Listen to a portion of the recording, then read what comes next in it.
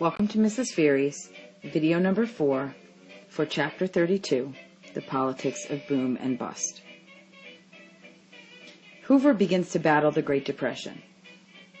He voted to withdraw $2.25 billion to start projects to alleviate the suffering of the Depression. The Hoover Dam of the Colorado River was one such project.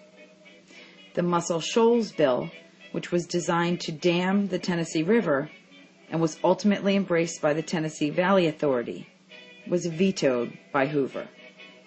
Early in 1932, Congress, responding to Hoover's appeal, established the Reconstruction Finance Corporation, which was called the RFC, and this became a government lending bank. This was a large step for Hoover, moving away from laissez-faire policies and towards policies the Democrats and eventually FDR would later employ. However, giant corporations were the ones that benefited most from the Reconstruction Finance Corporation, and this became a target of Hoover's critics. In 1932, Congress passed the Norris-LaGuardia Anti-Injection Act. This act outlawed anti-union contracts and forbade the federal courts to issue injunctions to restrain strikes, boycotts, and peaceful picketing. This was a win for unions. In past depressions, the American public was often forced to sweat it out and not wait for government to help. The trend was changing at this point, and it was forced by the Great Depression. Many veterans who had not been paid their compensation for World War I marched to Washington to demand their entire bonus. The Bonus Expeditionary Force erected unsanitary camps and shacks in vacant lots, creating health hazards and annoyance in Washington.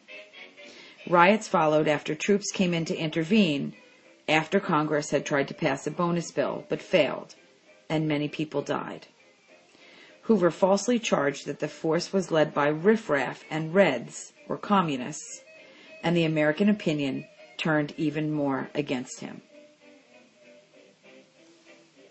In September 1931, Japan, alleging that they were provoked, invaded Manchuria and shut the open door.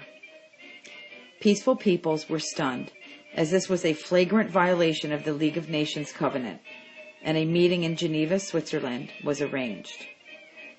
An American actually attended, but instead of driving Japan out of China, the meeting drove Japan out of the League of Nations, which weakened it further. Secretary of State Henry Stimson did not indicate that the U.S. probably would not interfere with the League of Nations embargo on Japan, but he was later restrained from taking action.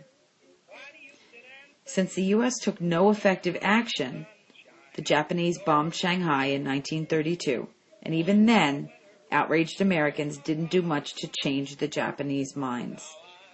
The U.S. lackluster actions supported the notion that America's isolationist policy was well entrenched. Hoover was deeply interested in relations south of the border. During his term, U.S. relations with Latin America and the Caribbean did improve. Since the U.S. had less money to spend, it was unable to dominate Latin America as much. Later, Franklin D. Roosevelt would build upon these policies. And this is the works cited page. All images used in this presentation are from the public domain.